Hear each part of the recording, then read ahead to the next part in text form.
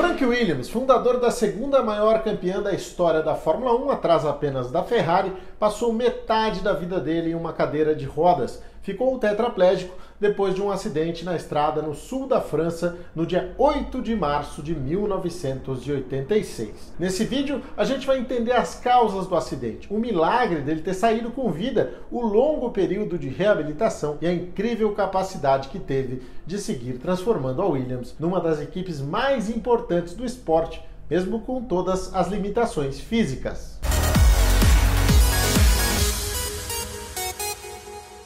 Apaixonado por carros desde criança, a vida de Frank Williams foi inteiramente dedicada ao automobilismo. Quando trabalhou fora dessa área, como vendedor em um supermercado, foi só para financiar as empreitadas dentro da pista. Primeiro como um péssimo piloto e depois como um grande chefe de equipe. Criou a Frank Williams Racing Cars quando tinha apenas 24 anos de idade, em 1966, e chegou à Fórmula 1 3 anos depois, comprando um carro da Brabham. Apesar dos bons resultados, incluindo alguns pódios, o Frank Williams sofreu muito para se estabelecer como chefe de equipe.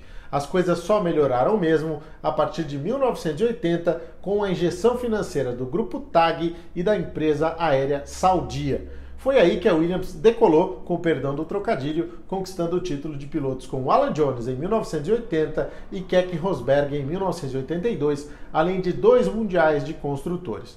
Um outro título parecia estar a caminho em 1986, quando a Williams acertou a mão do FW11, fez um carro espetacular e ainda trouxe o Nelson Piquet, que, segundo o Frank Williams, era o único piloto do grid que entendia que a corrida tinha começo, meio e fim. Mas aí a vida acabou pregando uma peça em todo o mundo. O último teste de pré-temporada foi em Paul Ricard, no sul da França, e o Frank Williams fez questão de acompanhar tudo até o último minuto. Isso fez com que ele perdesse, com que ele se atrasasse, para o voo que o levaria de volta a Londres. Era um voo que ele não podia perder de jeito nenhum, porque no dia seguinte ele ia disputar uma meia maratona, que era o hobby favorito do Frank Williams.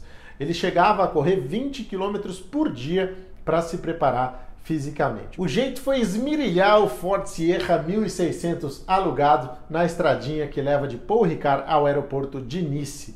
De carona com ele estava o Peter Windsor, responsável pelo marketing da equipe, se de medo ali, mas sem poder falar muita coisa com o chefe ao volante. Essa estrada que a gente está falando ainda hoje é muito complicada, sinuosa, como você pode ver aí pelo Google Street View. E aí eles chegam em uma curva rápida para a esquerda, em descida, e o Frank acaba acertando uma parede de pedra na parte interna da estrada, fazendo o carro decolar e capotar. O Frank Williams contava que assim que o carro caiu com o teto no chão, ele sentiu o impacto na coluna por ter sido esmagado junto ao teto e que percebeu que não conseguia se mexer. O Peter Windsor, que estava de carona e só sofreu lesões superficiais, desligou o carro, soltou o cinto do Frank Williams e tirou ele de dentro do carro. O Frank ali já estava com a cabeça sangrando bastante, sangrando muito, e pensou que não ia sobreviver. Como ele era católico, pediu para o Peter fazer os últimos ritos, as últimas orações que costumam ser feitas para quem está no leito de morte. Enquanto isso, lá no autódromo, a equipe estava empacotando as coisas para ir embora do circuito, lembrando que o campeonato começaria no final daquele mês aqui no Brasil, no Rio de Janeiro. Foi quando chegou uma pessoa procurando pelo Frank Derny, o engenheiro da Williams, e disse que o Frank tinha escapado da estrada e precisava de ajuda. Foi aquela mensagem meio, o gato subiu no telhado, sem contar realmente o que tinha acontecido. Mas assim que o Nelson Piquet ficou sabendo, ele sacou que era sério, comentou que a estrada era muito difícil, que ele conhecia e que se sofresse um acidente ali, com certeza dava ruim. Então eles foram ao local do acidente, o Frank Derny, o Nelson e o Nigel Mansell, que era companheiro de equipe do Piquet, para saber o que estava acontecendo de verdade. Antes de seguir com a nossa história, deixa eu te fazer um convite rapidinho. Ao final do vídeo, acesse o nosso site primeirostint.com.br, o I é o número 1, e garanta a sua miniatura do caminhão do Djalma Pivetta ou do Felipe Giafone para decorar aí o seu cantinho da velocidade em casa, ou ainda um anuário exclusivo do Reginaldo Leme. São prêmios para você que contribuir com o Clube Primeiro Stint. É uma comunidade muito legal que reúne fãs de velocidade do Brasil inteiro e que destina metade de toda a verba arrecadada ao Instituto Ingo Hoffmann, que abriga crianças em tratamento contra o câncer em Campinas. Tudo com o apoio da Usual Brinquedos, que te dá essas miniaturas, e a editora Oficina 259, responsável pelo anuário automotor. É muito fácil. Participe, faça parte dessa ação, ajude o Instituto Ingo Hoffmann com valor simbólico e ainda leve para casa prêmios exclusivos. Seguimos com a nossa história. Quando os pilotos chegaram ao local do acidente, viram a gravidade da situação e perceberam que o Frank Williams realmente corria risco de morte. O resgate foi feito de ambulância para um hospital em Marsella e o Nigel Mansell foi ao lado dele na ambulância, segurando a mão do Frank e torcendo pela vida dele. Coube ao Frank Derny ligar para o Patrick Head, que era o diretor técnico e sócio da Williams, que estava na Inglaterra, para avisar do acidente. Nessa altura, já com a suspeita muito grande de que, no mínimo, se sobrevivesse, o Frank perderia os movimentos de boa parte do corpo. O Patrick Head viajou assim que possível para Marsella com a esposa do Frank, a Virginia, e ali eles tomaram conhecimento da gravidade da situação. O médico responsável chegou a perguntar para a Virginia quanto esforço ela queria que a equipe médica fizesse para salvar a vida do Frank, já que as sequelas seriam evidentemente gravíssimas.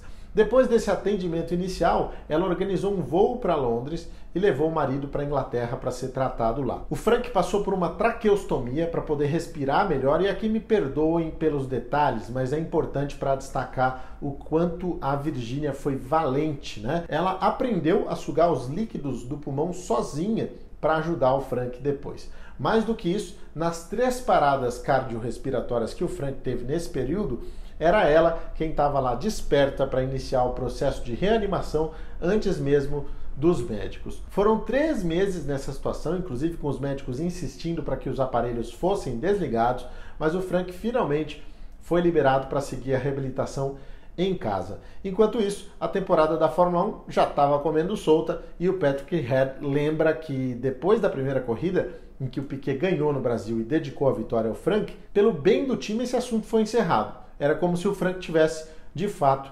morrido. O bicho pegou porque, na época, o Patrick Head não era um cara de gerenciamento, né? Era mais de parte técnica. E os pilotos acabaram devorando ele com a própria rivalidade. O Piquet dizia que tinha acertado com Frank Williams que seria o primeiro piloto do time. E o Mansell dizia que não era bem assim, que ele podia bater o Piquet, e algumas provas, de fato, ele era mais rápido. Piquet estava acusando a Williams de favorecimento, o mundo desabando na cabeça dos caras e o campeonato indo embora em favor do Prost e da McLaren. O Piquet ainda hoje reforça essa tese de que a Williams se voltou ao Mansell em detrimento até do que tinha pedido o Frank Williams, e a equipe absolutamente nega essa informação. O Frank Derny, por exemplo, diz que a equipe gostava muito mais do Nelson do que do Mansell, que o Mansell era um baita malo, um baita chato, que se a equipe tivesse de fazer uma opção, seria pelo brasileiro e não pelo inglês, que ninguém ia com a cara, apesar de ser da mesma nacionalidade. Voltando ao assunto do vídeo, foi o amor que permitiu a Virginia manter o Frank vivo e se dispor a cuidar dele pelo resto da vida dela. E foi a Fórmula 1 que manteve o Frank feliz, ativo e lúcido enquanto viveu. Ainda em 1986, no mês de junho, o Frank e a Virginia foram para o GP da Inglaterra, em Brands Hatch. Foi o retorno dele a um autódromo.